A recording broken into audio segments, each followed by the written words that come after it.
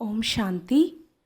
నిరాకార పరంపిత శివ పరమాత్మ స్వయంభూగా ప్రజాపిత బ్రహ్మ తనువులో అవతరించి అవినాశీ రుద్ర గీత జ్ఞాన యజ్ఞాన్ని రచించారు. సృష్టి పరివర్తననే ధ్యేయంగా సాగుతున్న ఈ రుద్రజ్ఞాన యజ్ఞానికి తొలి యజ్ఞమాతగా జగదాంబ సరస్వతిని నియమించారు. తన పరమాత్ముని దివ్య కర్తవ్యం, సమయం యొక్క మహత్వంపై సంపూర్ణ నిశ్చయం, శాంతి చిత్తం, గంభీరత, మధురత, అంతర్ముఖత, సర్వులపై కళ్యాణ భావన లాంటి గుణాల కారణంగా అతి చిన్న వయస్సులోనే ఆమె అందరితో మమ్మాగా పిలువబడ్డారు.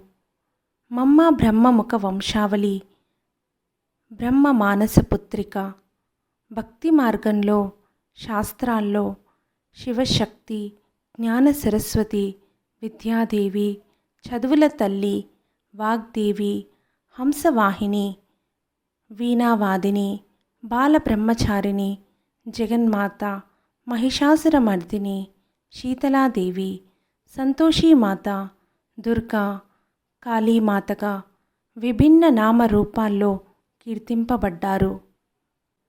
జ్ఞానసాగరుడు అందించిన జ్ఞాన బిందువులను, ఆధ్యాత్మిక రహస్యాల్ని తన విచార సాగర మదనం ద్వారా చిలికి సరళంగా సహజ భావంతో జ్ఞానామృతాన్ని పంచిన మహాసాధ్వి బ్రహ్మకుమార్ రమేష్ భాయ్ జగదాంబ సరస్వతి మమ్మా జతలో తన మధుర స్మృతు వారి విశేషతలను ఇలా వినిపిస్తున్నారు.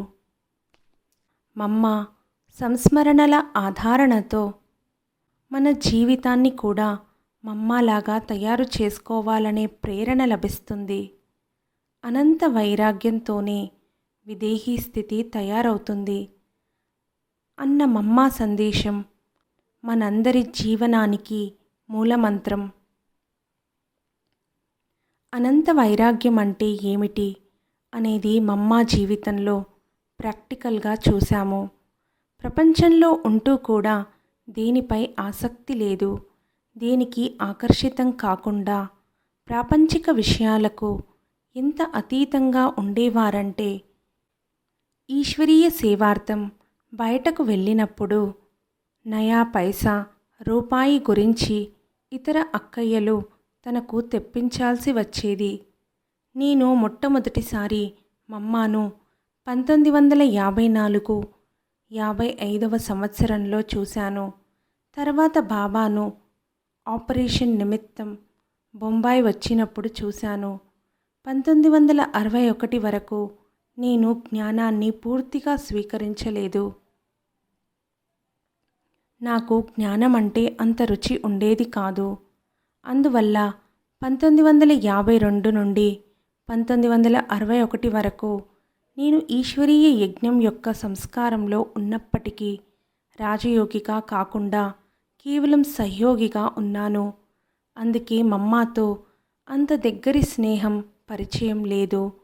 మమ్మాకు కేవలం నేను శాంతామాతా పుత్రుణ్ణి, చదువుకుంటున్నాను అని మాత్రమే పరిచయం చేశారు.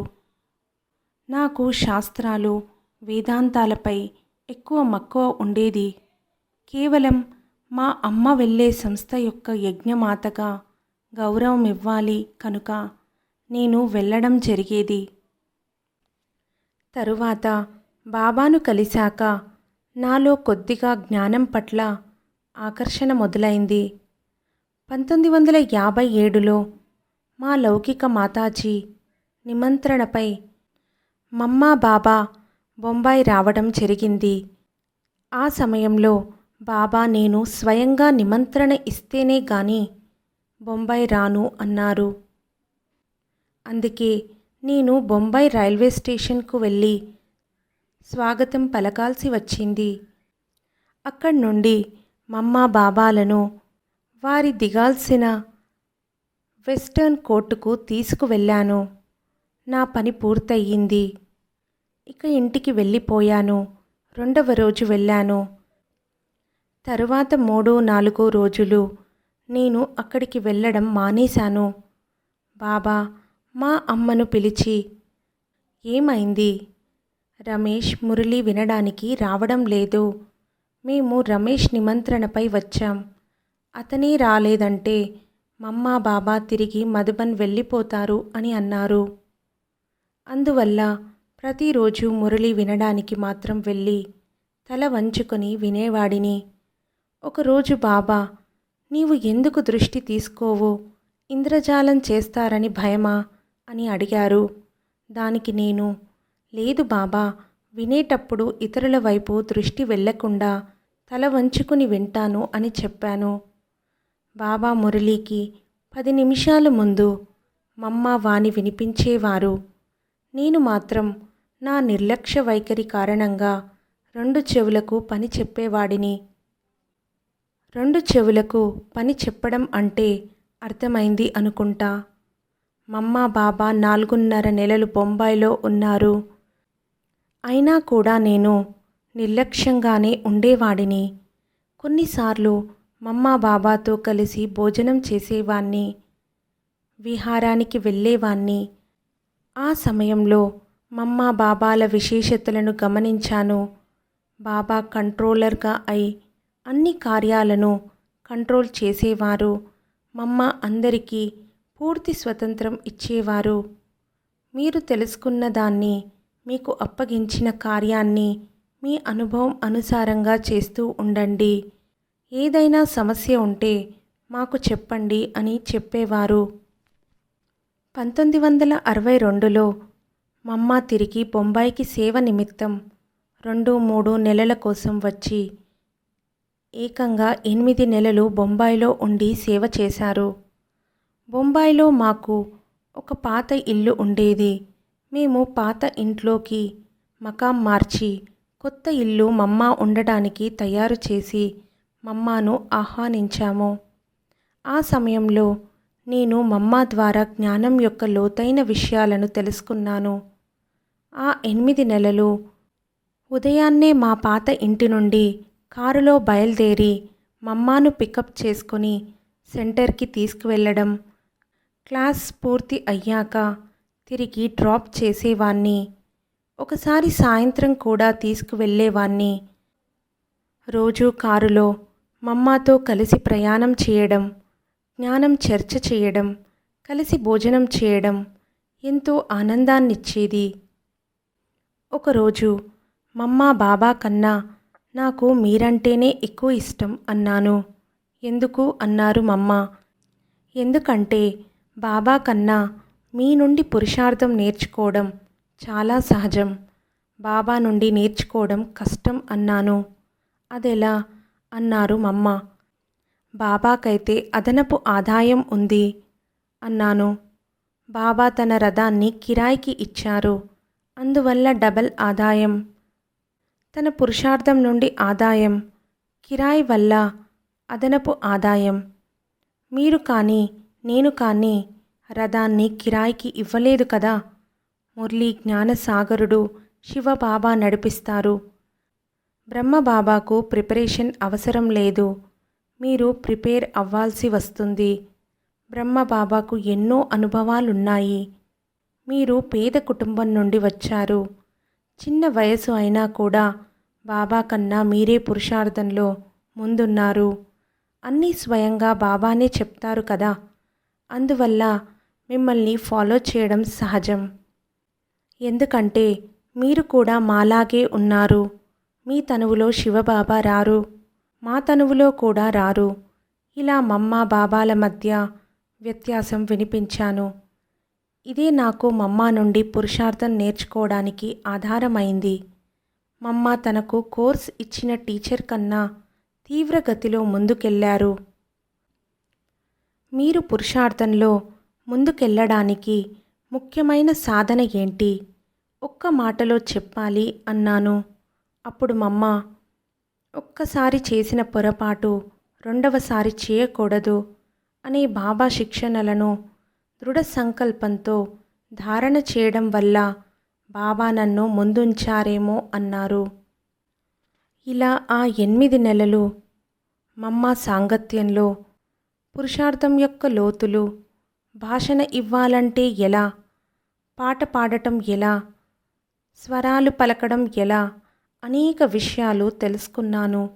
అవే నాకు యజ్ఞంలో కొత్త కొత్త సేవలు చేయడానికి ప్రేరణనిచ్చాయి.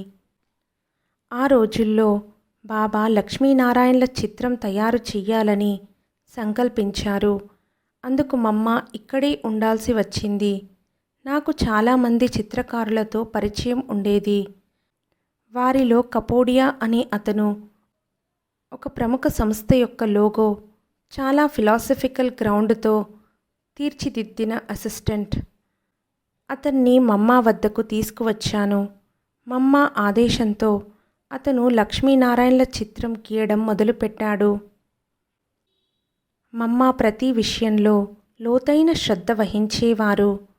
లక్ష్మీనారాయణల డ్రెస్ ఏ రంగులో ఎలా ఉండాలి, వారి పాదాల అలంకరణ ఎలా ఉండాలి, కిరీటంలో నవరత్నాలు ఎలా పొదగాలి, నడుముకు వడ్డానం ఎలా ఉండాలి, ముంజేతి కంకణం, వక్షస్థలంలో కౌస్తుభం, అందులో ఎన్నెన్ని రత్నాలు పొదగాలి, వారి వెనక ఉండే మహల్లో ఎన్ని మహల్లపై జెండా ఉండాలి, ఇలా ప్రతి చిన్న విషయాన్ని సున్నితంగా పరిశీలించి తయారు చేయించారు. దానికి 8 నెలల సమయం సరిపోయింది. దాని పరిణామమే మాకు ఆధ్యాత్మిక చిత్ర ప్రదర్శని కొరకు అనేక చిత్రాలు తయారు చేసే అనుభవం వచ్చింది. మమ్మ దక్షిణ భారతదేశం వెళ్ళే ప్రోగ్రాం క్యాన్సల్ అవ్వడం వల్ల 1963లో మధుబన్ వెళ్ళిపోయారు. తరువాత 1964 జనవరి మాసంలో మమ్మ పంజాబ్, ఢిల్లీ, కాన్పూర్ వెళ్ళే ప్రోగ్రాం ఫిక్స్ అయ్యింది. అక్కడ వెళ్ళిన తర్వాత ఒకరోజు అకస్మాత్తుగా కాన్పూర్ నుండి మాకు ఫోన్ వచ్చింది. ఇక్కడ మేము మమ్మ ఆరోగ్య నిమిత్తం ఒక డాక్టర్కి చూపించగా మమ్మకు క్యాన్సర్ వ్యాధి ఉన్నట్లు, ట్రీట్మెంట్ కోసం బొంబాయి తీసుకెళ్ళాలి అని సలహా ఇచ్చినట్టు చెప్పారు. సరే బొంబాయి పంపించండి, ఇక్కడ దాదా హాస్పిటల్లో ట్రీట్మెంట్ చేయిద్దాం అన్నారు. ఆ రోజుల్లో మిగతా హాస్పిటల్స్లో అంతగా సౌకర్యాలుండేవి కావు. కానీ బాబా మమ్మను ముందు మధుబన్కి పంపాలని, ఆ తరువాత బాబాయే ప్రోగ్రాం నిర్ణయిస్తారని చెప్పారు. సరే మీరు మాత్రం మధుబన్ టికెట్ బుక్ చేయకండి, నేను బాబాతో మాట్లాడుతాను, మేము రిక్వెస్ట్ చేస్తే బాబా ఒప్పుకుంటారు అన్నాను. వెంటనే నేను బాబాకు ట్రంక్ కాల్ చేశాను. బాబా మమ్మను ఎందుకు అక్కడికి పిలిచారు? ఎంత వీలైతే అంత త్వరగా బొంబాయి పంపించండి, విశ్వకిషోర్ దాదాను కూడా పంపండి, మేము ఇక్కడ ఏర్పాట్లు చూసుకుంటాం అన్నాను. కానీ మమ్మను ఎక్కడ ఉంచుతారు అన్నారు బాబా. ఎందుకంటే మా పాత ఇల్లు ఇప్పుడు లేదు, ఉన్నది ఒకటే ఇల్లు. ఇల్లు చిన్నదైనా మమ్మ కోసం అన్ని ఏర్పాట్లు చేస్తాము. అయినా ఇలాంటి సమయంలో ఇంటి గురించి ఆలోచించకూడదు. ఇంకా ఇంట్లో ఒక డాక్టర్ ఉంచడం కూడా అవసరం. ఎందుకంటే డాక్టర్ ట్రీట్మెంట్ ఇచ్చాక ఇంజెక్షన్ ఇవ్వాలంటే మా లౌకిక పెద్దక్కయ్య ఉన్నారు. కాబట్టి మీరు పర్మిషన్ ఇస్తే దాదా హాస్పిటల్లో ప్రోగ్రాం ఏర్పాటు చేస్తాము అని చెప్పాను. బాబా ఓకే అన్నారు. కానీ బాబా ఒక సుందరమైన విషయం చెప్పారు. మమ్మకు బొంబాయిలో ఉండడానికి 3 అడుగుల భూమి కూడా లేదు. అందుకే ఎక్కడ ఉంటారు అని ఆలోచించాను. మీరు ఏదైనా ఏర్పాటు చేసే వరకు మధుబన్లో ఉండి బొంబాయి వస్తారనుకున్నాను అని అన్నారు. లేదు బాబా, ఇది మన ఇంటి విషయం కదా, ఇంట్లో తల్లికి బాగోలేకపోతే ఇలాగే వసతి కోసం ఆలోచిస్తామా, ఉన్నంతలో సర్దుకుపోతాం కదా అన్నాను నేను. దానికి బాబా సరే బిడ్డ, బాబాకు మమ్మ గురించి చింత ఉండేది, మీరు నిశ్చింత చేసేశారు అన్నారు. లేదు బాబా, ఇది మా బాధ్యత, మీరు ఒప్పుకోకపోతే కిరాయికి ఇంకో ఇల్లు తీసుకోనైనా సరే మమ్మాకు ట్రీట్మెంట్ ఇప్పించేవాళ్ళం అన్నాను. లేదు, మీరు చేసింది చాలా మంచిది అన్నారు బాబా. మమ్మ బొంబాయి వచ్చేశారు. నేను దాదా హాస్పిటల్ చీఫ్ సర్జన్ మాస్టర్ను మా ఇంటికి పిలిచాను. మమ్మాను పరిశీలించిన వెంటనే డాక్టర్ ఇది క్యాన్సర్, తప్పనిసరిగా ఆపరేషన్ చేయాల్సిందే అన్నారు. నేను వెంటనే స్పందించి, డాక్టర్ గారు, మీరు పొరబడుతున్నారు. ఇలాంటి కేసులో తొలుత బయాప్సీ చెయ్యాలి. ఆ తరువాత క్యాన్సర్ ఉందో లేదో తెలుస్తుంది. మీరు ప్రాణాలతో చెలగాటమాడుతున్నారు. అది కూడా మా సంస్థ ముఖ్య సంచాలకులు మమ్మ విషయంలో అన్నాను. చూడండి రమేష్ భాయ్, నేను చాలా ఖచ్చితంగా చెప్పగలను. నాకు 40 సంవత్సరాల అనుభవం ఉంది. ఇలా కంతులు రావడం, అసంఖ్యకంగా పెరగడం చూస్తుంటే ఇది ఖచ్చితంగా క్యాన్సరే అన్నారు డాక్టర్. అయినప్పటికీ మీరు పూర్తిగా డయాగ్నస్ బయాప్సీ టెస్ట్ చేసిన తర్వాతే మేము నమ్ముతాము అని చెప్పాను. సరే, ఆపరేషన్కి సిద్ధం చేయండి అన్నారు. మేము బాబాకు ఫోన్ చేసి ఓకే చేయించి సరే అన్నాము. హాస్పిటల్లో కూడా చేర్చాము. మమ్మ ఆపరేషన్ కంటే ముందే వేరొక కన్యకు ఇలాంటి ఆపరేషనే జరిగింది. కానీ బయాప్సీ టెస్టులో క్యాన్సర్ లేదని తేలినందున ఆమెకు కేవలం 15 నిమిషాల్లోనే ఆపరేషన్ పూర్తయింది. ఒకవేళ క్యాన్సర్ ఉంటే ఆపరేషన్ 3 గంటల సమయం పట్టేది. అది చూసి మమ్మాకు కూడా అలాంటి రిజల్ట్ వస్తుందని భావించాం. కానీ మమ్మాకు క్యాన్సర్ ఉందని తేలడంతో 3 గంటల ఆపరేషన్కు అన్నీ సిద్ధం చేశాం.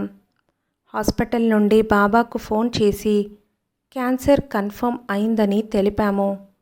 నేను దాదా విశ్వకిషోర్ అక్కడ ఉన్నాము. నేను మరియు దాదా విశ్వకిషోర్ అక్కడ ఉన్నాము. ఆపరేషన్ పూర్తిగా సక్సెస్ అయ్యింది. కొన్ని రోజులు మమ్మ హాస్పిటల్లోనే ఉన్నారు. మమ్మ నా కెరియర్ బెస్ట్ పేషెంట్. ఎందుకంటే పూర్తి 40 సంవత్సరాల అనుభవంలో ఎందరికో ఆపరేషన్ చేశాను. కానీ ఇలాంటి పేషెంట్ని ఇంతవరకు చూడలేదన్నారు. ఈ ఆపరేషన్ ఎంతో బాధతో కూడుకున్నది. చాలా నొప్పి ఉంటుంది.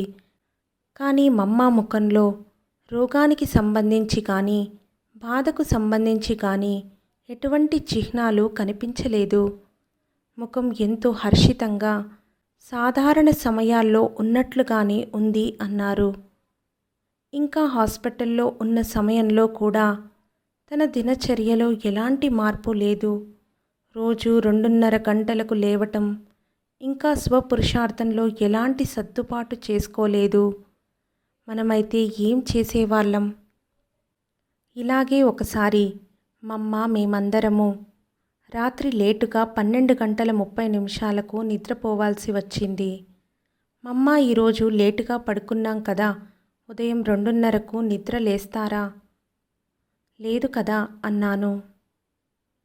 అలా ఎందుకు?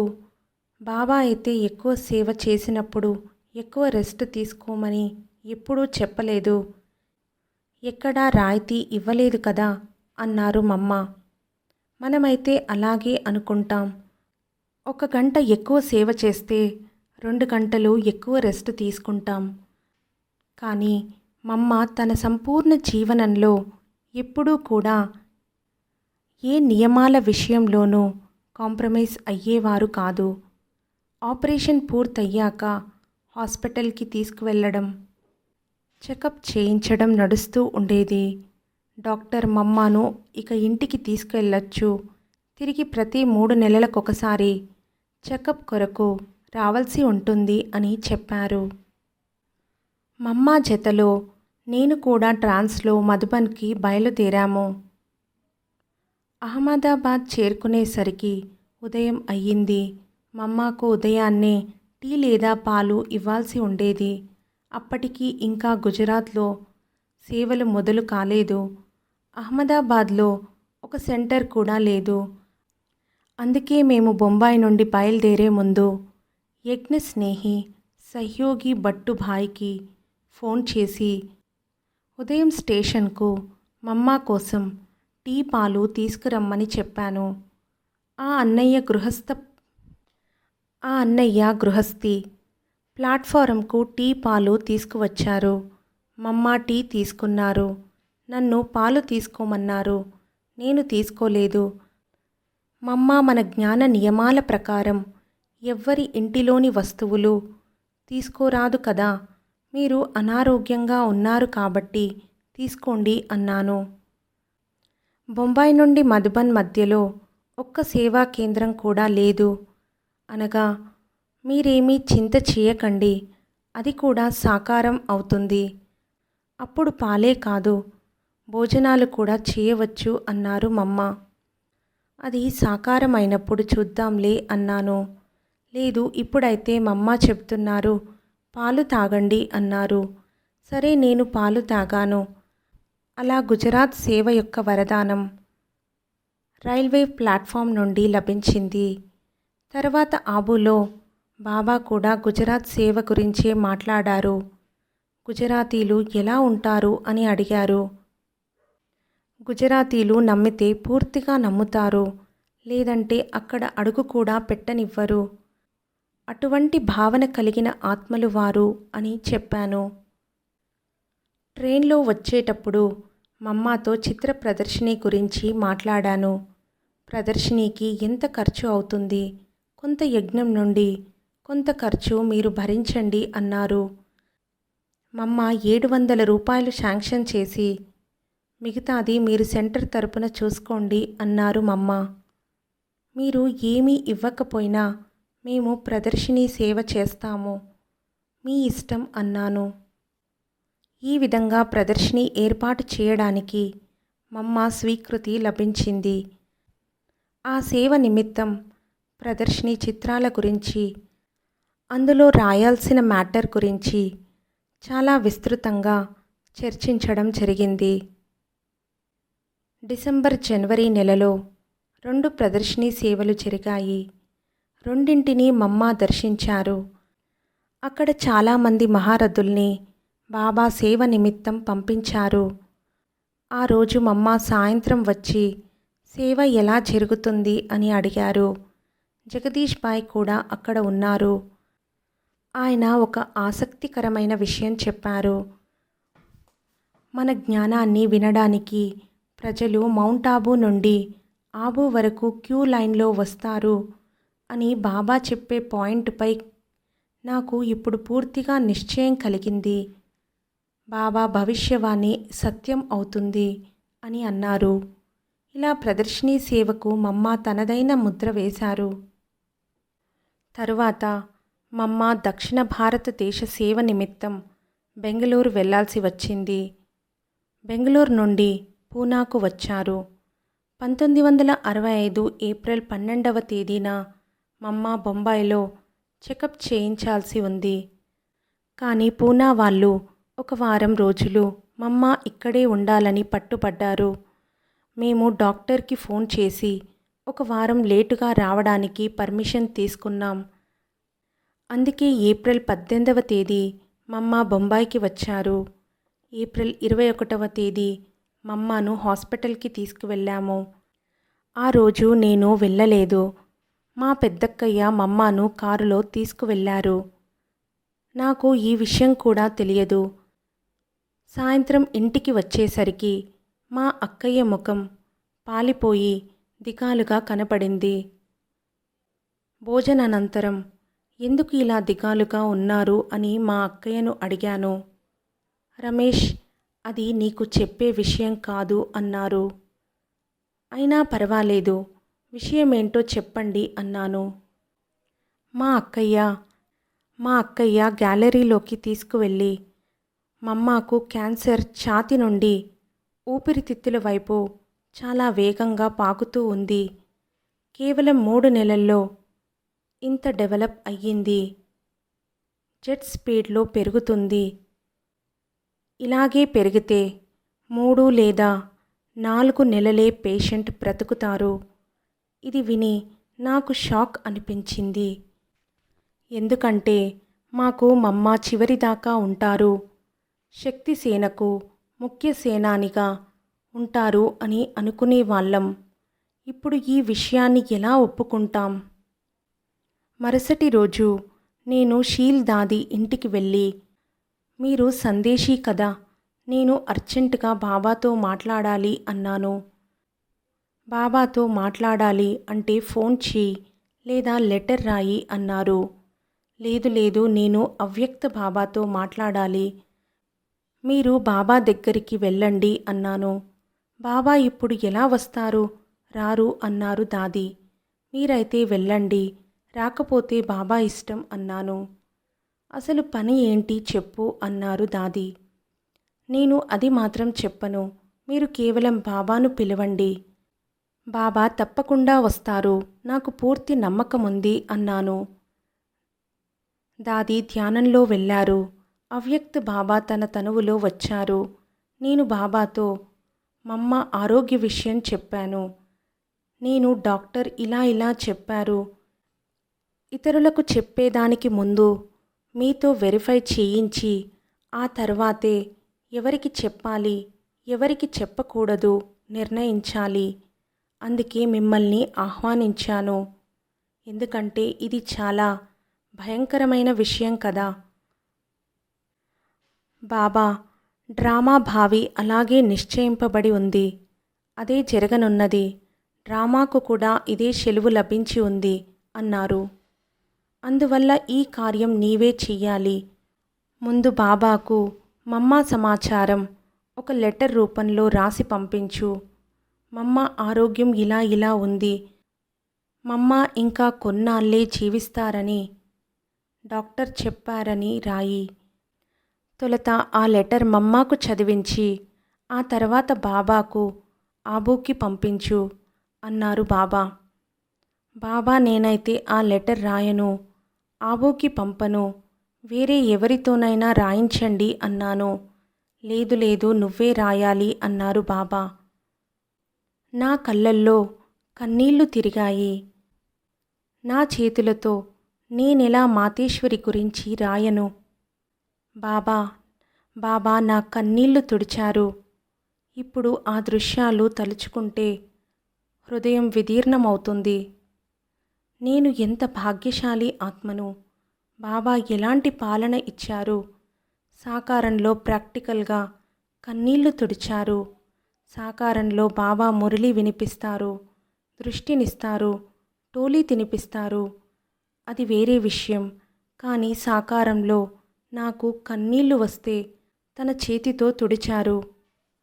బాబా ఈ కార్యంలో నీకు సహాయం చేస్తారు, నీవైతే ముందుకు సాగిపో అన్నారు. జీవితంలో చాలాసార్లు కఠిన పరిస్థితులు సమస్యలు ఎదురైనప్పుడు బాబా ఆ కళ్ళు తుడిచిన దృశ్యం, బాబా ఇచ్చిన ధైర్యం, ఆయన చేసిన సాయం గుర్తుకు వచ్చి ఆటోమేటిక్గా దాన్ని ఎదుర్కొనే శక్తి వచ్చేస్తుంది. ఇది నా జీవితంలో ఒక స్మృతి బిందువుగా నిలిచిపోయింది. తరువాత బాబాకు లెటర్ రాయడం. అదే రాత్రికి మమ్మ బ్రాహ్మణి జమున అక్కయ్యను బయటకు పంపి మమ్మతో ప్రైవేటుగా కలుసుకొని చూపించడం జరిగింది. అందులో ఇక మీ ఆయుష్ 4-5 నెలలు మాత్రమే అని డైరెక్ట్గా రాసి ఉంది. మమ్మ దాన్ని చదివారు. కానీ వారి ముఖంలో ఎటువంటి తేడా కానీ బాధ కానీ కనిపించలేదు. మనలాంటి వారికైతే మీరు 4-5 నెలలే బ్రతుకుతారు అని చెప్తే షాక్కి గురి అవుతాము. మమ్మ మాత్రం డ్రామా అని చెప్పి ఆ లెటర్ నాకు ఇచ్చారు. సరే, నేను దాన్ని తీసుకొని ఈ విషయం మీరు ఎవరికీ చెప్పకండి, నేను కూడా ఎవరికీ చెప్పను అని చెప్పి లెటర్పై బాబా ఈ పత్రం చదివి వెంటనే చించివేయండి, ఎవరికీ చెప్పకండి అని రాసి పోస్ట్ చేశాను. ఈ విధంగా మమ్మకు తన ఆరోగ్య పరిస్థితి తెలిసింది. రోజు రోజుకి క్యాన్సర్ పెరుగుతూ వచ్చింది. ఇక మమ్మ కొన్ని రోజులుగా అనగా ఏప్రిల్ 24 తర్వాత మురళి వినిపించడం మానేసి ఇంట్లోనే ఉండేవారు. అది జూన్ 4వ తేదీ మమ్మ బొంబాయి నుండి ఆబోకి బయలుదేరే సమయం. ఆ రోజు నేను ఒక కొత్త రికార్డ్ తెచ్చాను. దాని పేరు ఓ జానే వాలే హో సకే తో లౌట్కే ఆనా. వెళ్ళిపోయేవారు వీలైతే ఒక్కసారి తిరిగి రావాలి అని దానర్థం. ప్రకాష్ మణి దాదీకి ఆ రికార్డ్ వేయమని చెప్పి నేను మమ్మ గదిలోకి వెళ్ళాను. మమ్మ నా తలపై చెయ్యి వేసి తన చేతిలో చెయ్యి తీసుకున్నారు. దాదీ 6 నిమిషాలు రికార్డ్ వేశారు. రికార్డ్ మమ్మ కూడా విన్నారు. బయటకు రాగానే దాదీ ఇలాంటి పాటలా మీరు వేయమనేది అన్నారు. అక్కయ్య మీరు ఊరుకోండి, ఆ పాట కొత్తగా వచ్చింది, కావాలని నేను రికార్డ్ వేయమన్నాను. ఆ సమయంలో దాదీలను అక్కయ్య అని పిలిచేవారిమి. దాదీకి మమ్మ ఆరోగ్యం గురించి చెప్పలేదు కనుక ఇలాంటి పాటలు ఇప్పుడెందుకు వినిపించడం అని అడిగారు. మమ్మ జతలో ఆబోకి మా పెద్ద అక్కయ్య వెళ్ళారు. తిరిగొచ్చిన తర్వాత మమ్మ ఆరోగ్యం ఇంకా క్షీణిస్తూ ఉందని తెలిపారు. 24వ తేదీ కన్నా ముందే గురువారం షీల్ దాది బాబాకు భోగ్ సమర్పిస్తున్న సమయంలో నేను దాదీ దగ్గరికి వెళ్ళి, దాదీ మీరు బాబాతో ఒక్క విషయం వినిపించాలి. బాబాను ఇప్పటి వరకు ఏ కోరిక కోరలేదు, కానీ నాకు ఒక ఆశ ఉంది. మమ్మ అంతిమ సంస్కార సమయానికి నేను తప్పకుండా అక్కడ ఉండాలి అని చెప్పాను. దాదీ మీరెందుకు మమ్మ గురించి అశుభం మాట్లాడుతున్నారు? మీకు సిగ్గు అనిపించడం లేదా? మమ్మ మనల్ని వదిలి ఎలా వెళ్తారు? అది అసాధ్యం అన్నారు. సరే దాదీ మీరు కేవలం బాబాకు నా సందేశం వినిపించండి చాలు అన్నాను. నా నోటికి అలాంటి మాటలు రావు, నేను చెప్పలేను అన్నారు. సరే మీరు చెప్పకపోయినా పర్వాలేదు, బాబాకైతే నా సంకల్పం చేరిపోయింది. బాబా దానికి తప్పక సమాధానం ఇస్తారు అన్నాను.